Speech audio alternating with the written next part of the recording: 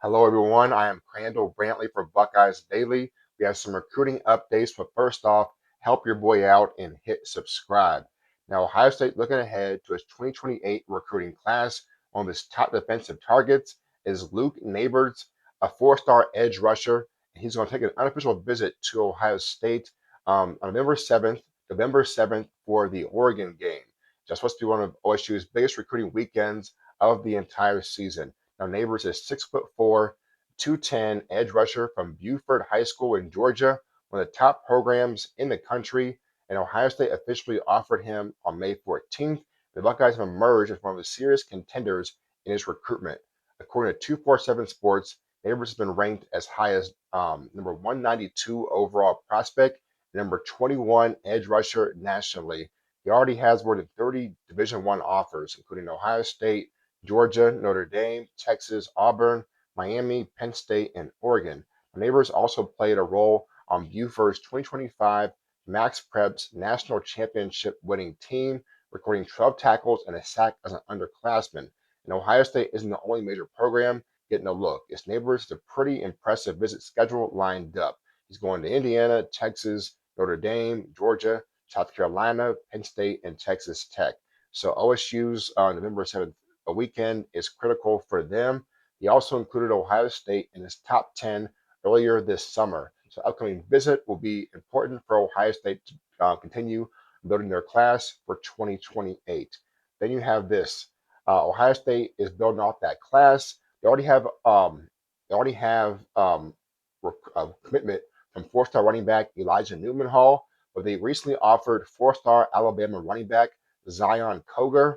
Now, OSU is already has 19 verbal commitments for 2027, but no running backs. So for this next class, 2028, they're going for at least two running back commitments. So they already have commitments from five-star quarterback Christopher Vargas, five-star wide receiver Jed Harrison, and five-star edge rusher Jameer White, along with four-star running back Elijah Newman Hall. The Buckeyes want to add multiple running backs to this class as they missed out on David Gabriel Georges. That's where Coger comes in.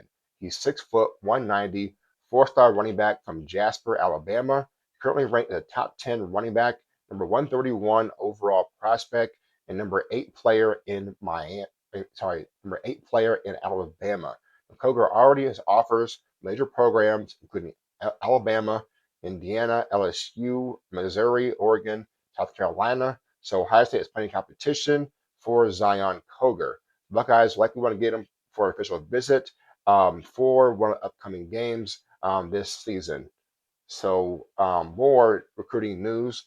Ohio State's loan commitment for 2029. Wide receiver Austin Miller has made his debut in Rivals' initial top 100 for his class. And Miller is 6'5", 200 pounds, receiver from Bellflower, California, committed to Ohio State in June after visiting Columbus. He debuted as number 95 overall and number 11 among wide receivers, and number 11th player in California. That's notable because previously the discussions had him be number one overall prospect for 2029. It's extremely early in his recruitment. Miller still has 3 more seasons of high school football before he gets a chance to be a Buckeye. So there's plenty of time for him to move up in the rankings. And so Miller said his Ohio State visit cemented the Buckeyes as his top choice, and he spent significant time with Ryan Day and Ohio State's coaching staff during that visit. The number 95 ranking may not be where some expected Miller to start. There's a long way to go for the 2029 cycle.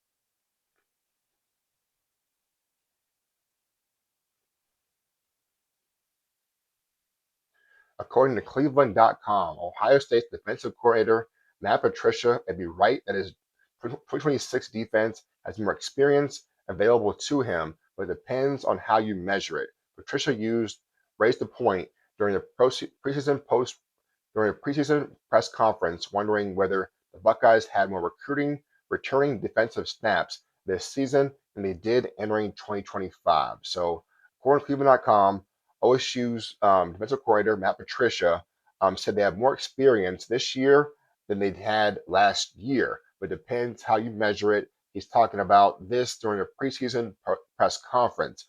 So, with all the numbers, you compare the projected starting 11. the defense, Ohio State actually enters 2026 with slightly less experience, using last year's base defense of 4 defensive linemen, 2 linebackers, and 5 defensive backs. The 2025 starting lineup entered the season with 8,010 defensive snaps. The projected 2026 starting lineup enters with 7,622 snaps. The difference is 388 snaps in favor of last year's group. So one factor is freshman defensive back Jay Timmons, who projected to start despite having no college defensive snaps entering this season. However, the experience of 3 returning starters helped make up for that defense. Last year, you had Caleb Downs, Davison Igbenogsom, and Sonny Styles combined for 5,462 defensive snaps before the 2025 season. That figure accounts for nearly 72% of the defensive snaps played by this year's projected starting lineup. So where's Patricia Wright? The more important comparison may be depth, especially if Patricia plans to rotate more players throughout the games. Cleveland.com compared the 15 players expected to see most defensive snaps in the 2026 with top 15 from the 2025 roster. This is where Ohio State's 2026 defense has a clear advantage. 2026 top 15, 9,549, 2026 top 15 snaps, 9,459 combined defensive snaps. 2025 top 15, 8,325 combined snaps. That's an advantage of 1,134 snaps for the 2026 group. So 8 players on this year's roster enter the season with at least 800 defensive snaps. That's pretty good. Last year's roster had only 3 players reach that mark. So a lot of experience for this defense. When you combine the transfers or they played at previous schools, the Power 4 level, that's an advantage for this 2026 group compared to only having experience from Caleb Downs and his Styles, and there's Igbenogsom from last year's defense. So while the starting lineup isn't necessarily more experienced, Ohio State appears to have significantly more experience depth. So why that matters, especially important, because Ohio State's replacing 4 players were selected in the top 36 of the NFL draft from last year's dominant defense. The Buckeyes ranked number 1 nationally in both scoring defense and total defense in 2025, relying heavily on stars like Arvo Reese, Sonny Styles, Cade McDonald, and Caleb Downs. Now, players such as cornerback Devin Sanchez and linebacker Peyton Pierce are expected to take on bigger roles, while Ohio State can rely on more rotation across all 3 levels. That's ultimately where Patricia's point about experience becomes important. He explained that inexperienced players can panic when the game speeds up, while experienced players are more capable of staying patient, reading the offense, and executing. So the bottom line from Cleveland.com, Patricia isn't exactly right if he's talking strictly about the starting 11. If he's talking about the overall depth of the defense, the numbers back him up. Ohio State has more experienced players available to rotate, which could be critical as the Buckeyes try to replace several NFL caliber defenders. So, according to 11 Warriors, Ohio State sophomore running back Isaiah West has made significant strides heading into the 2026 season, both physically and in his overall development. After Ohio State's first fall camp practice, Ryan Day highlighted West's offseason progress, saying this: had a tremendous offseason, one of the best in the whole building.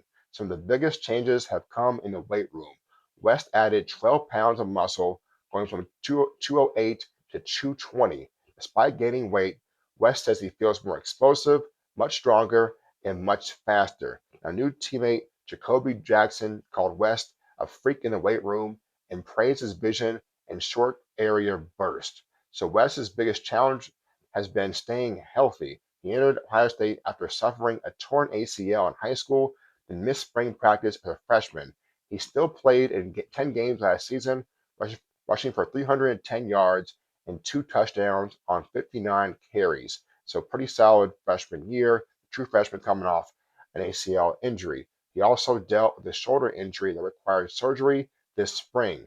Now healthy, West said having a full off season of practice and training was extremely valuable. Those injuries have also changed his perspective on football. West said being sidelined taught him not to take the opportunity to play for granted. After moving from fourth to third on the depth chart last season, so it was Bo Jackson, then Donaldson, and then Isaiah West, the third back on the team. So from there, moving from third to the depth chart last season, West is now expected to be one of the OSU's top two running backs alongside fellow sophomore Bo Jackson, and his teammates are seeing the potential. Linebacker Peyton Pierce described West as super twitchy and said he had a heck of an offseason. With his health, added strength, and increased experience, Evan Warriors expects West to be positioned for a much bigger role for the Buckeyes in 2026. So, last story here, according to ESPN, Texas offensive tackle Trevor Gooseby, the number one offensive tackle prospect for 2027's NFL draft, suffered a bone bruise in his left knee during Monday's practice. Now, Gooseby underwent an MRI Tuesday that confirmed the bone bruise. Gooseby expected to miss, supposed to return in 2 to 3 weeks. The good news for Texas is that the diagnosis rules out the worst case scenarios involving structural damage. He's 6'7", 325, redshirt junior, and supposed to be potential top 10 pick in this upcoming NFL draft. Now, Gooseby started 15 games over the past 2 seasons. It was a first team All SEC selection in 2025, allowing just one sack and 7 pressures on 807 snaps, according to ESPN's research. The timing is especially important because Texas opens against Texas State, and then September 5th, they host the Buckeyes. And so ESPN knows that how much Texas reshuffles its offensive line will depend on how long Gooseby is sidelined, with tackle depth being a concern. So my guess is that he misses the first game against Texas State. They rest him up, and he plays against Ohio State. But that is a critical that could be a critical loss if Texas doesn't have Gooseby for that game. That's with OSU's pass rush. Now, Patricia's system. You're going to have Keanu Jackson, Bo Atkinson, Clay Russell, you got to deal with. And so they have a guy that's been locked down at tackle for the past 2 years. They don't have him. Things could get scary for Texas if they don't have him for the OSU game. And so we'll see what happens. Something to take a look at as far as Gooseby's health for the next 2 to 3 weeks. That's a wrap. Thanks for tuning in. Subscribe on YouTube. Follow Buckeyes Daily on Spotify and Apple Podcasts. And make sure to follow me on Instagram at Krandall James for weekly Ohio State shorts. The handle is KRANDALLJAMES. So, all right, go Bucks.